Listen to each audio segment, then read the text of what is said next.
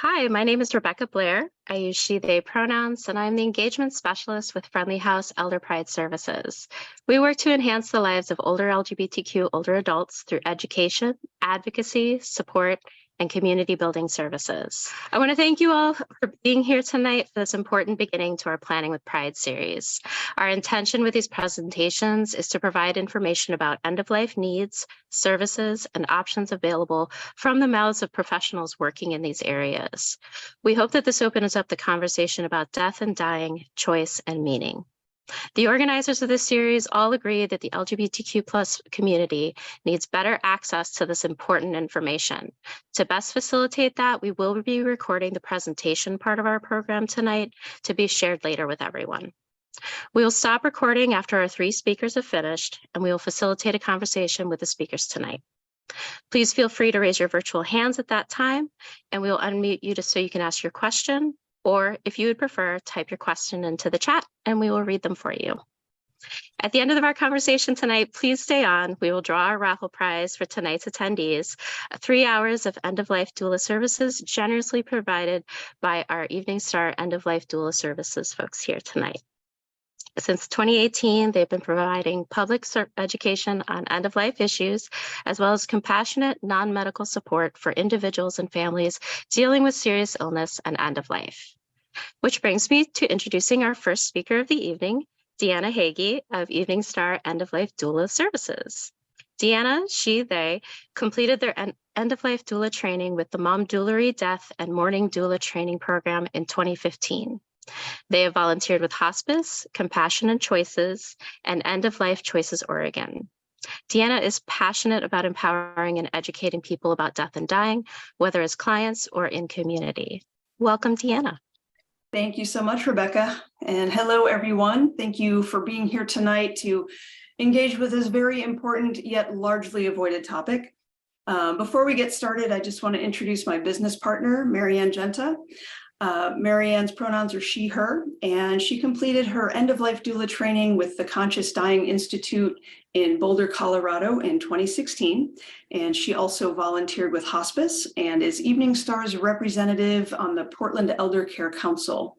Maryann is always honored to be a participant in such an intimate moment of one's life journey. And if anyone's keeping track, I am fluid in gender and orientation, and Maryann is a lifelong community ally. So tonight we'll provide a brief introduction to the role of end-of-life doulas, and we'll also share some thoughts about some of the mental and emotional barriers to end-of-life conversation and planning. So I'll start with the actual word. Doula is a Greek word that we use to mean one who serves. And you may have heard of birth doulas. Our role is very similar. We just practice at the other end of the lifespan. So end-of-life doulas are folks who have training and or experience working with those dealing with serious illness or end of life. We provide non-medical, holistic death care education, emotional support, and resources.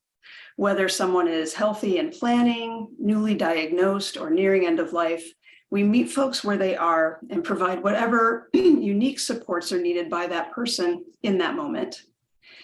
So why do doulas exist and why now? In the very broadest of terms, in the US, until about 150 years ago, death and dying was a family and community event.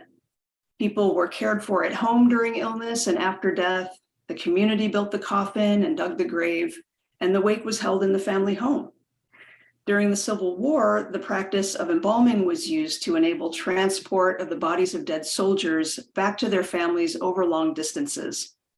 Embalming became more popular after the war, funeral homes became more commonplace, and combined with the development of modern medicine and the medicalization of death, knowledge of this profound time has been largely removed from people's common experience. As a result, we as a culture have become increasingly disconnected from death. And as people are becoming aware of the challenges and sometimes complex support needs for folks dealing with serious illness and end of life, the doula role has come about to provide that extra needed support. We're more boots on the ground, so to speak. Doulas really strive to give the lost knowledge of dying back to families and communities. And this information that we're sharing with you throughout our entire series isn't just for your own end-of-life planning and know-how. Having this information can make you a valuable support to others in your community. When someone you know is facing serious illness, or maybe there's a sudden unexpected death, you can be the person who can guide and educate others, know what questions to ask, and know how to find resources. And while our society has largely turned the knowledge and responsibility of end of life over to medical staff and funeral homes, do-it-yourself death care is an option for anyone who wants it. Our colleague Holly Pruitt, who you'll hear from later in this series, says it best when she talks about an approach that, and I quote, democratizes death education and death care to build community and extended families' capacity to do this without reliance on professionals and commercial options if desired. So as doulas, our ultimate fantasy goal is that we educate the masses to the degree that our role isn't even needed. But until that magical time comes, doulas are here to support anyone who needs it, and our numbers are increasing across the globe. Doulas can really help to normalize death and dying through education, conversation, and role modeling. We empower clients and families by sharing information that helps them make informed choices based on their values and priorities. This can lead to them feeling more in control and having an end-of-life experience that's more aligned with who they are. And by helping folks plan ahead, ideally when they're healthy or earlier in a disease process when they have more energy, they're more free to focus on quality of life and spending time with their people as their health declines, rather than having to use the last of their energy scrambling to make those decisions and plans, or leaving family to make those decisions for them in the midst of a crisis. And now, speaking of family, generally when we refer to family, we mean whatever family means to a person, whether it's family of origin or chosen family or some combination thereof. But legally, when someone hasn't appointed someone to be in charge of their healthcare and end-of-life decisions, should they become unable to speak for themselves, that falls to next of kin. So for folks in the LGBTQ plus community who are either estranged from our family of origin or feel that we can't be our authentic selves with them, it's doubly important to have the needed paperwork done to be sure our care doesn't one day fall to relatives we would not choose to fill that role. And now I'd like to talk a bit more about how doulas serve and the tools we might use. So all modalities that we use encourage conversation. It is key, not just conversations with us, but conversations with loved ones, with the people you want to appoint to make decisions for you, who need to know what you would want and what you value. We're often permission granting in these conversations to allow folks to kind of find their way through this experience authentically. We often hear, I was thinking about doing XYZ. Can I do that? And in most cases, the answer is, yeah, let's make it happen. Let's figure it out. We offer connections to local resources and bring light to what we call the frequently unasked questions. We educate on the options of palliative care and hospice services, home funerals, voluntarily stopping eating and drinking, and medical aid in dying. We also talk about the many disposition options there are these days, like the more environmentally friendly choices of green burial, natural organic reduction, and water cremation. We educate on the physical dying process, on legal do-it-yourself death care, and navigating medical support teams. We know that not all people in our country receive the same quality of health or death care due to factors like sexual orientation, race, and class. Working with a doula can empower people to become better advocates for themselves and for their loved ones if they're not receiving the quality of care they would expect from a healthcare provider or facility. We can help with research when looking for providers or facilities who are LGBTQ plus friendly and supportive. And we have included information on our resource list about providers here in Portland who have met that expectation. And now I'm going to hand it over to Maryann to wrap it up. Thanks. Thank you so much, Deanna. So we as doulas will never enter into someone's journey with any agenda. Instead, we use our foundational skills of active listening and deep presence to support a person exactly where they are at any given moment. This helps us to extract an understanding of what's really important to them. Sometimes this leads to support for them and their loved ones in creating a legacy project and/or a vigil plan. Both of these tools help put a sense of control back into the hands of the person who is dying. The legacy project has been shown through research to lessen physical and emotional symptoms for the dying, which in turn can help reduce stress for their caregivers. A common concern that may come up for a dying person is the question, how will I be remembered?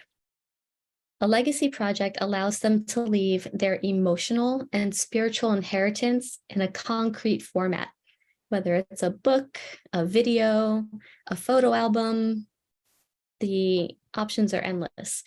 And so that their loved ones can have a continuing and growing relationship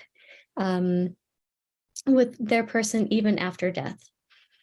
Life review and legacy work can help a person reclaim a sense of self at a time when that sense of self may be changing rapidly. A vigil is the time when family and friends hold space for and tend to a person who is actively dying. A vigil plan is a document that outlines the specific ways the dying individual wants to be engaged with during this time. When they can no longer speak for themselves.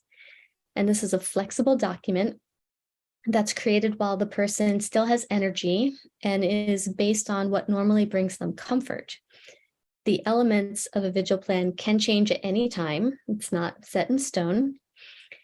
The plan addresses things like music, the aesthetics of the room, how they may want to be touched or not, aromas, things that engage the senses. This is helpful for visitors who may not have ever sat bedside for a dying person before, as it allows them to show up and be present without having to guess what to do. And it's not a list of things to do, but rather suggestions of ways to be in that space with your loved one. And this is just a small sample of the tools that we use and the ways that we hold space for our clients. And while doulas do provide a wide range of services, we are not legal advisors, chaplains, counselors, medical providers, funeral directors, or social workers, and we do not provide physical caregiving. Some doulas may also have training in these other areas, but they require different hats, as the scope of the doula does not include any of these things. And that is why Deanna and I have spent many years connecting with people in the community that do offer these services, because we really enjoy helping our clients to broaden and create a very supportive care team. And now we'll talk a moment, and now I'll take a moment to talk about what keeps us from even talking about death, let alone doing this important work of planning. Barbara Carnes, a well-known hospice nurse and educator, has said, "Knowledge reduces fear." A simple but powerful statement, right? Many fears around end of life stem from it being relegated in the realm of the unknown.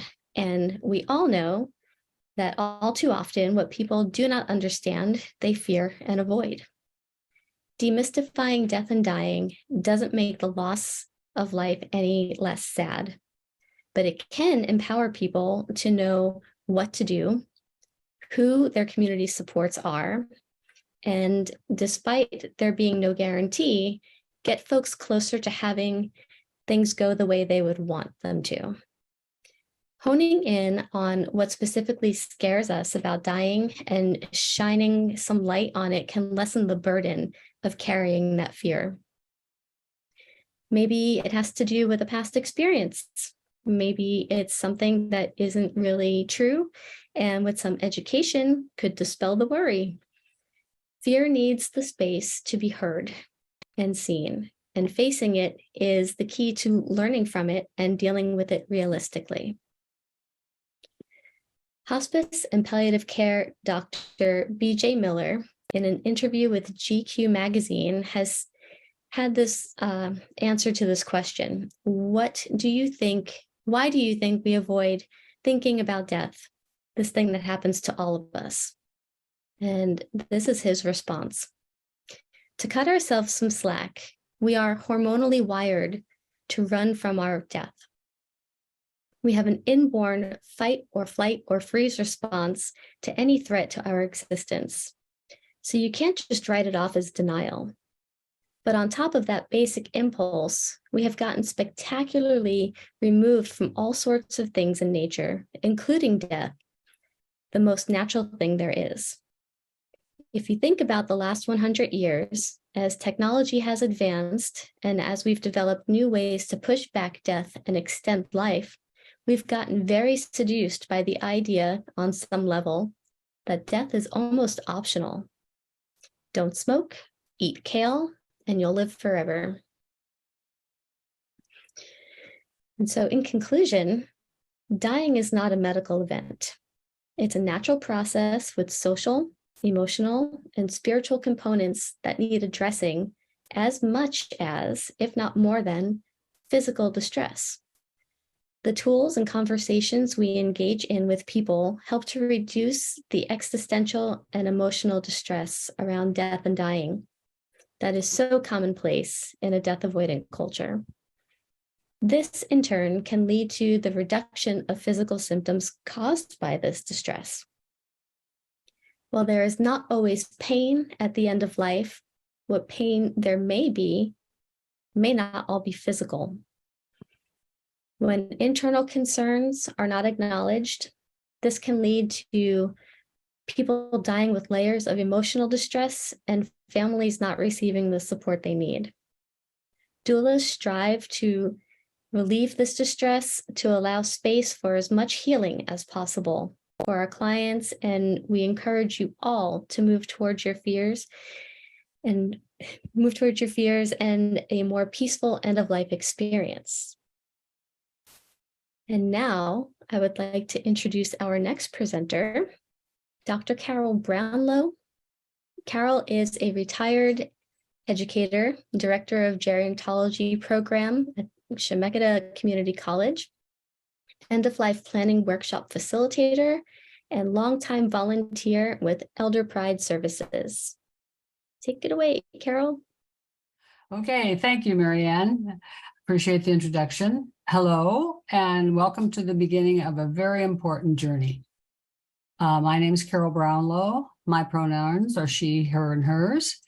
And I'm not a death doula, but was asked to share with you because I've had valuable personal experience in assisting my mother, my father, his wife, and more recently, my longtime partner, as they all progress through the dying process. So as you've heard, planning for end of life takes time, discussion, help, and communication. There are so many different decisions to be made, and advanced planning is such a gift to yourself or your loved ones. This became especially important to me because as a longtime closeted person, I was saddened when I attended funerals where family members rejected their family members' sexual orientation and referred to life partners as camping buddies or merely friends. I was shocked to read that a funeral home had refused to do a cremation because the person was gay. And I read in the Oregonian of a parent who published an obituary stating that her son had died of some common disease, hoping no one would know he had died of AIDS. Pre-planning can avoid these inauthentic occurrences. These examples illustrate that in the LGBT+ community, this planning is even more essential.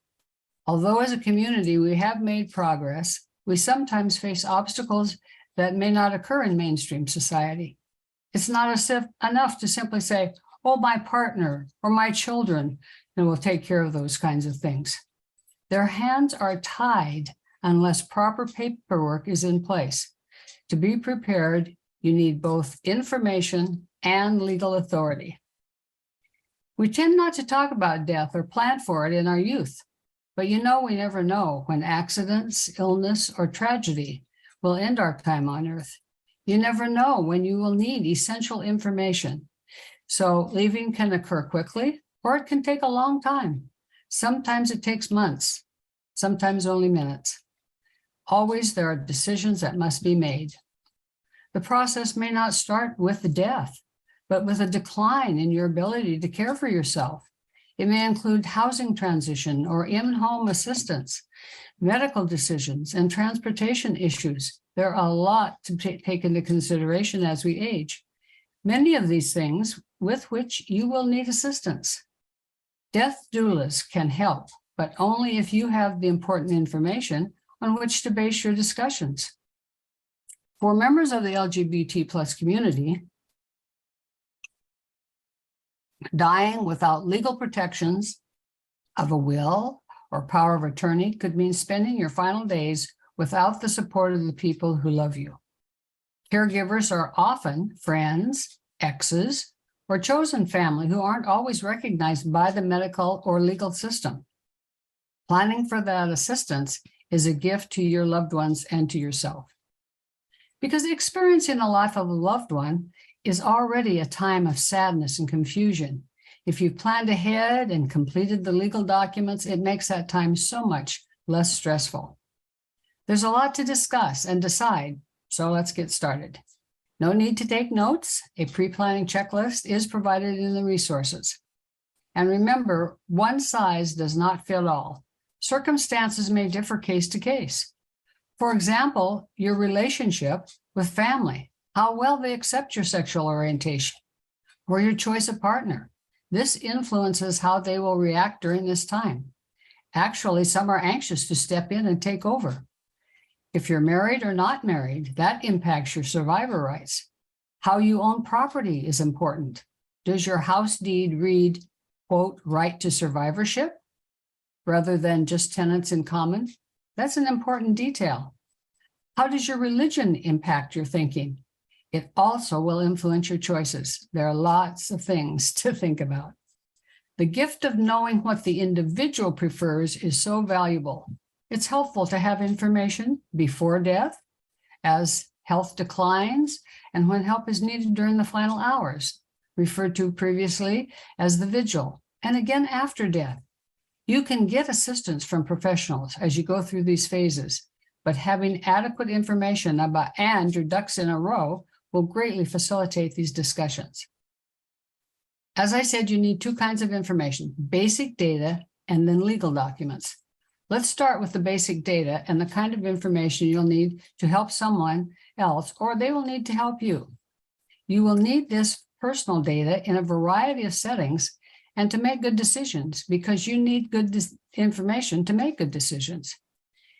You need this information to provide helpful service to the individual, to plan for their care that they might require, to help with decisions and discussions, to communicate with agencies such as insurance companies or Social Security, to assist in financial responsibilities like paying the bills.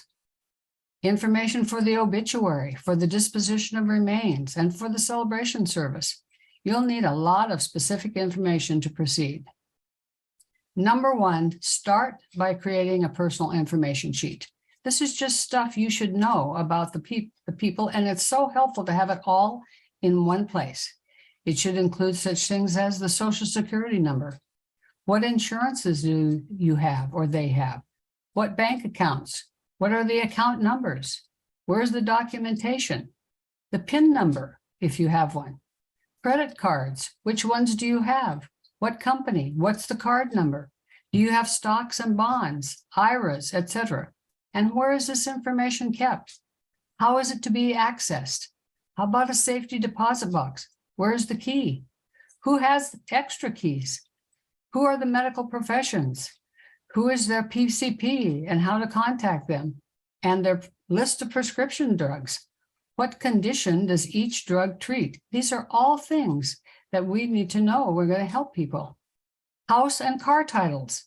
Where will you find them? Do they exist? These are all pieces of information that you will have to have in order to behave or act on somebody's behalf as their physical or mental health decline.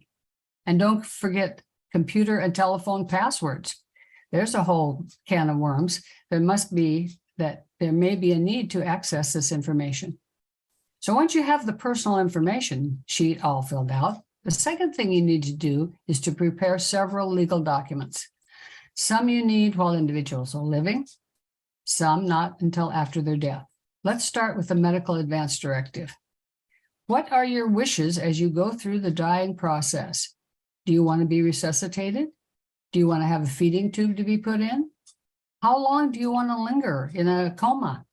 To what lengths do you want the medical profession to go to keep you alive? You need to spell out your preferences. Of course, a copy then should be in your doctor's office and available to your significant others. Be as specific as possible. This makes decisions so much easier. If you are a senior, and particularly if you live alone, I also recommend that you have a POLST. Get this from your doctor. This is a one-page piece of paper, most commonly stuck onto your refrigerator, so that EMTs can access it if they have to take you in an emergency. It gives them the basic information about your preferences. The next document you need is financial power of attorney. Now, you may name the same person as medical advance directive or a different person. This allows someone to pay your bills or cancel your credit cards or sell your car if needed.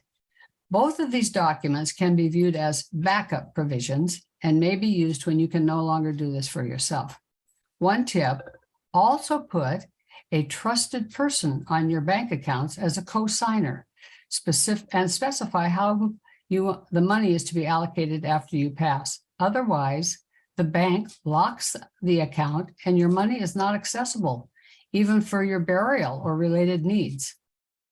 Then, after you die, new rules come into play. The first thing you're going to need is a disposition of remains document. Funeral homes will not even begin processing the body without one. Unless a person has designated someone to make decisions concerning the disposition of their body after death, a legal chain of command takes effect.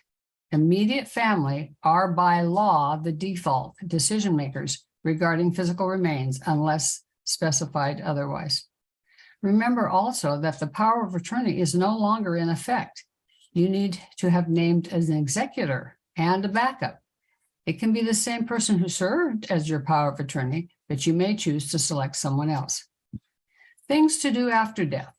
First of all, call a trusted friend to help you with these decisions and during this very difficult time. Call the medical examiner or the funeral home. However, remember that the body can remain in the home for quite a while for viewing or preparation, and doulas can definitely help with these kinds of decisions. Individuals have different opinions as to whether you should prepay for funeral arrangements. However, I recommend it.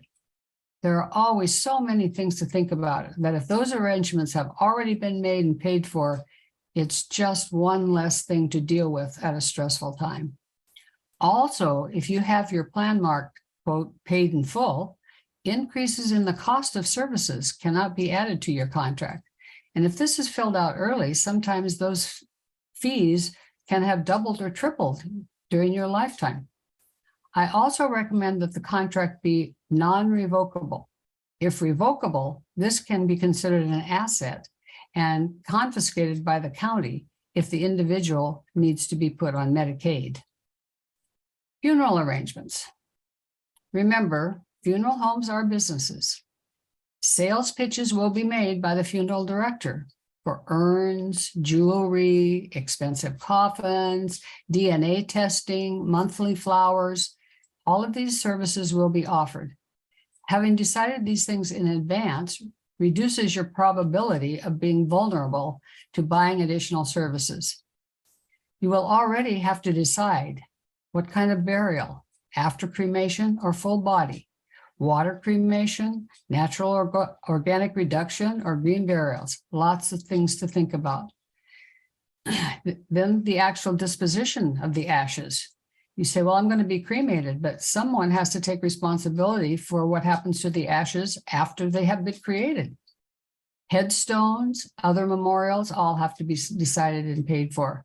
So it's not a bad idea to have set aside a little extra money for those things as well. Another document you should prepare is a will or a trust, which is usually a priority for many, but doesn't cover all the things we've already talked about. Your choice depends on the value of your assets. Most of my friends don't have enough money to justify preparing or paying for a trust. If you no longer own your home or a business and have no large investment, a will should be enough. And this is especially true if you don't expect anyone to contest it. However, you must spell out who your beneficiaries are and avoid general language like "to my estate." Otherwise, resolution could result in probate and expensive fees. I also suggest that while designating beneficiaries, you indicate that they receive a percentage of what's left rather than a specific amount. Say 10% of your assets, rather than saying $10,000. You may not have $10,000 left. You may also name specific individuals you want restricted from your property or assets. For example, I restricted my mother from coming to my home because she would have created nothing but problems for my partner. And in my dad's case, I restricted him from receiving any money from me because that would have affected his eligibility for Medicaid. So you can do that in your will to assure how you want those assets distributed. Another entire arena is end-of-life celebrations. And these are places where this is a topic where doulas can be particularly helpful with that. These decisions that are a real gift to survivors because there are so many choices. Questions specific to our population include such questions as, do you want to finally come out? How do you want your significant other addressed? My partner, my spouse, my wife? These are things that you need to discuss with your executor. And it's actually best to put one person in charge of these decisions rather than all your children, because this can really minimize family conflicts. Our future workshops will give you a lot of help in these last areas. As I said at the first, this is a 4-part series to help you begin this preparation journey. As you can see, there's much to be discussed and decided. You need a plan. A simple, oh, I'm just going to be cremated is not enough, or I'll just let the kids decide. Please don't put that burden on them. There are good resources out there, but you must do your piece. Gather information, do the legal paperwork, and then you'll be able to begin planning for the other choices facing you as you start this journey to the end of life. This is the end of our formal presentation, but please stay tuned as we'd like to open it up for questions, comments, and stories. Back to Deanna. Thank you so much, Carol. And we just want to remind you to please join us again on May 3rd at 6:30 for part 2 of Planning with Pride, The Dying Time, where you'll learn about hospice and palliative care, support during serious illness and dying, the role of doulas during this time, education around medical aid in dying and voluntarily stopping eating and drinking, and creating a vigil plan.